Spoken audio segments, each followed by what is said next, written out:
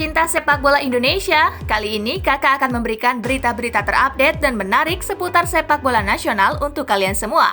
Selamat menyaksikan!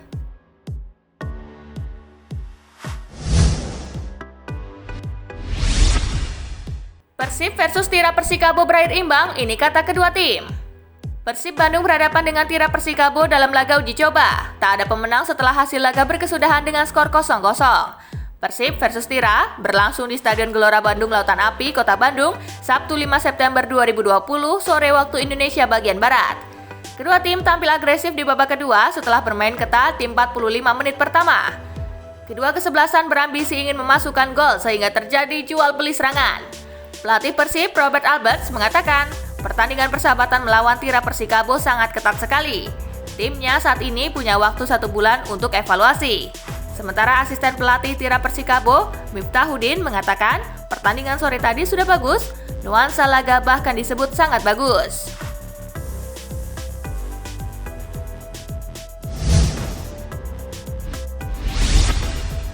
Persela latihan sepekan penuh, ini hasil evaluasinya. Persela Lamongan sudah menuntaskan sepekan penuh dengan sesi latihan. Meski demikian, para pemain dianggap belum mendapatkan ritme bermainnya. Persela yang selama sepekan ini sudah menggelar sesi latihan untuk mengembalikan kondisi fisik para pemain. Sesi latihan itu ditutup game internal Sabtu 5 September 2020. Dari pertandingan berdurasi 2 kali 45 menit itu, tim pelatih melihat sejauh mana perkembangan fisik, sentuhan bola para pemain hingga ritme permainan setelah sepekan ini menjalani latihan. Didik mengungkapkan, dari game internal yang berlangsung di Stadion Surajaya tersebut, terlihat para pemain Persela masih belum mendapatkan kembali ritme permainannya. Didik mendapatkan hasil evaluasi dari game internal tersebut akan dilaporkan kepada Neil Maizar untuk digunakan sebagai acuan dalam menyusun program latihan untuk pekan depan.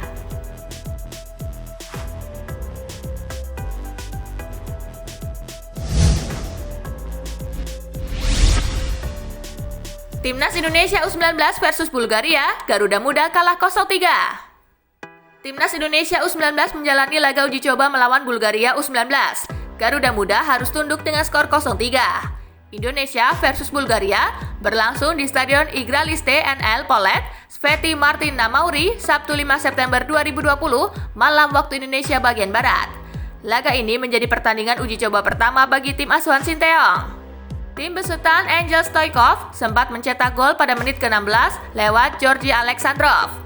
Wasit menganulir gol tersebut karena berbau offside. Bulgaria terus menekan pertahanan Indonesia hingga turun minum. Tak ada gol yang tercipta. Babak pertama tuntas dengan skor 0-0. Bulgaria akhirnya berhasil memecah kebuntuan di menit ke-78. Martin Petkov merobek gawang Adi Satrio lewat sundulan usai menyambut umpan dari eksekusi tendangan bebas. 1-0, Bulgaria memimpin. Bulgaria menggandakan kedudukan menjadi 2-0 di menit ke-83. Bola tembakan Stanislav Sopov dari luar kotak penalti berhasil merobek gawang Indonesia. Semenit berselang gawang Indonesia kebobolan lagi. Petkov mencetak gol kedua setelah memanfaatkan bola dari umpan tarik. 3-0 untuk Bulgaria. Skor tersebut bertahan hingga laga usai.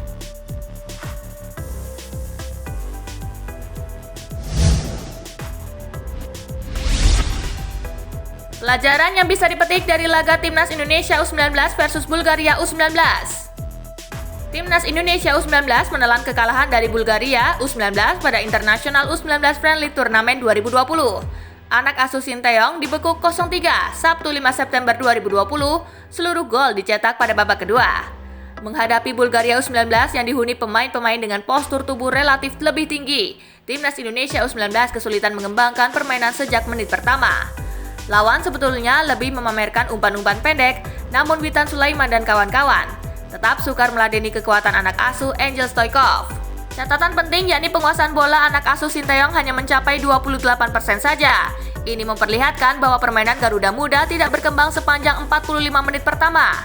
Kekalahan 0-3 yang dialami Timnas Indonesia U19 dari Bulgaria U19 jelas meninggalkan catatan minor. Berikut ini Spasi Football News merangkum hal-hal yang perlu dibenahi anak asuh Sinteyong.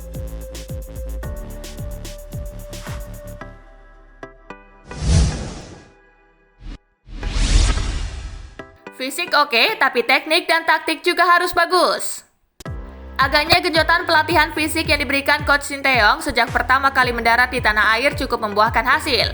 Irfan Jauhari CS sanggup menjaga ketahanan tubuh sepanjang 90 menit pertandingan. Itu jadi catatan bagus buat Timnas Indonesia U19. Hanya saja permainan Timnas Indonesia U19 pada laga tersebut terkesan tidak berpola. Aliran bola selalu mandek ketika berhasil merebut penguasaan bola dari kaki para pemain Bulgaria U19. Penggawa Timnas Indonesia U19 sebetulnya tampil cukup tenang menghadapi tekanan Bulgaria U19. Hanya saja mereka seringkali terlambat memposisikan diri saat transisi dari bertahan ke menyerang. Alhasil bola yang seharusnya bisa diolah lebih dulu sembari para pemain menempatkan posisi justru terbuang sia-sia. Mengajak para pemain Bulgaria U19 berduel udara lewat sodokan-sodokan langsung ke daerah pertahanan lawan, bak mencari jarum di tumpukan jerami. Ini menjadi pekerjaan rumah buat Sinteyong agar pada latihan berikutnya lebih mengupayakan pada teknik dan taktik. Komunikasi antar pemain juga harus diperhatikan, sebab pada laga itu terlihat para pemain seakan tidak berani memberikan instruksi kepada rekannya kemana harus bergerak.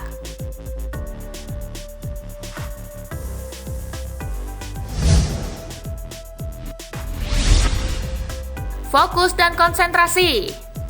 Timnas Indonesia U19 kehilangan konsentrasi pada 15 menit akhir laga. Garuda Muda kebobolan 3 gol sekaligus tanpa mampu membalas satupun. Sebetulnya ini adalah penyakit lama Timnas Indonesia berbagai level. Ketika kebobolan terlebih dahulu, mental para pemain langsung down dan tanpa arah. Padahal berapapun sisa menit pertandingan, kehilangan konsentrasi adalah sesuatu yang haram diperlihatkan. Akhirnya, alih-alih bangkit dari ketertinggalan, Timnas Indonesia U19 malah ambyar dan kebobolan lagi pada sisa laga. Sinteyong bisa berkilah bahwa hasil akhir bukanlah poin yang dicari. Namun penting buat penggawa Garuda Muda untuk tidak kehilangan fokus, baik ketika tertinggal maupun memimpin skor.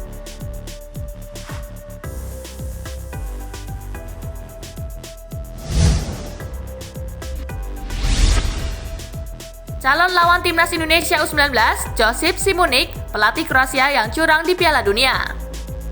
Marilah kita mengenal calon lawan Timnas Indonesia U19, yaitu Josip Šimunić, pelatih Kroasia yang pernah berbuat curang di ajang Piala Dunia.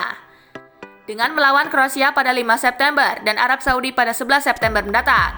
Ada yang menarik dari salah satu calon lawan Timnas Indonesia U19, yaitu Kroasia, di mana mereka dilatih sosok kontroversial pada Piala Dunia. Dia adalah Josip Šimunić, pelatih Kroasia yang akan beradu taktik dengan Sinteyong, pelatih Timnas Indonesia U19. Tentu menarik untuk melihat apa yang akan dilakukan Sinteyong saat melawan Kroasia U19, mengingat seniornya adalah finalis Piala Dunia. Sosok Josip Šimunić, pelatih Kroasia yang sangat kontroversial dalam sejarah Piala Dunia. Siapa dia sebenarnya dan kecurangan apa yang pernah ia buat?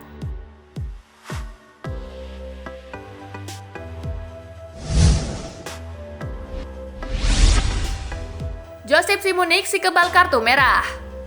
Josip Šimunić sesungguhnya lahir di Canberra, Australia, tetapi ia lebih memilih untuk bergabung dengan Kroasia. Hampir sebagian besar karirnya ia habiskan sebagai pemain bertahan di Liga Jerman dan Kroasia. Praktis tak ada yang spesial dari karir Josip Šimunić selain dikenal sebagai pemain bertahan andal dari Kroasia. Hingga akhirnya ia menjadi terkenal dalam suatu insiden saat membela Kroasia pada ajang Piala Dunia. Ketika itu, Josip Šimunić membela Kroasia dalam laga terakhir fase grup yang menentukan melawan Australia di Piala Dunia 2006. Pertandingan yang berlangsung keras itu dipimpin oleh wasit Inggris Graham Poll yang dengan ringan tangan mengeluarkan sejumlah kartu. Tak terkecuali Josip Šimunić yang dihukum kartu kuning pada menit ke-61. Menjelang pertandingan berakhir, tepatnya di menit ke-90, kejadian aneh bin ajaib pun terjadi ketika Josip Šimunić melakukan pelanggaran keras yang membuat Graham Poll menghadiahkannya kartu kuning lagi. Seharusnya kartu kuning kedua berarti kartu merah dan Šimunić pergi meninggalkan lapangan. Akan tetapi dagelan pun terjadi di mana Graham Poll tidak mengeluarkan kartu merah dan Josip Šimunić pun bertindak seolah dia memang belum diganjar kartu merah. Tak berapa lama setelah itu Šimunić kembali melakukan tackle keras sehingga memaksa Graham Poll harus mengeluarkan kartu kuning lagi baru merah. Kejadian aneh di mana seorang pemain bisa mendapatkan 3 kartu kuning pun disaksikan oleh 52.000 pasang mata yang memadati stadion dan pasti mereka juga heran dengan peristiwa itu. Sekedar informasi, dalam laporan pertandingan FIFA ditulis jika Šimunić menerima 3 kartu kuning. Graham Poll mengaku jika dagelan itu salahnya sendiri yang menulis hukuman kartu kuning kedua Josip Šimunić itu dengan nama Craig Moore, si nomor punggung 3 dari Australia. Kebetulan nomor punggung Šimunić pun sama-sama 3. Tentu itu semua salah Graham Poll yang lalai dalam menulis hukuman kartu kuning. Tetapi ada andil tindakan tak fair play atau curang dari Josip Šimunić juga. Seharusnya kalau ia tahu dirinya mendapat kartu kuning kedua, sebaiknya langsung pergi meninggalkan lapangan. Oleh karena itu, ketika ia tahu tadi berikan kartu merah, dengan curangnya Josip Šimunik pun pura-pura tidak tahu dan tetap menekel lawan seperti biasa. Siapa sangka jika selepas pensiun saat ini, Josip Šimunik malah diberi amanah melatih Kroasia U19.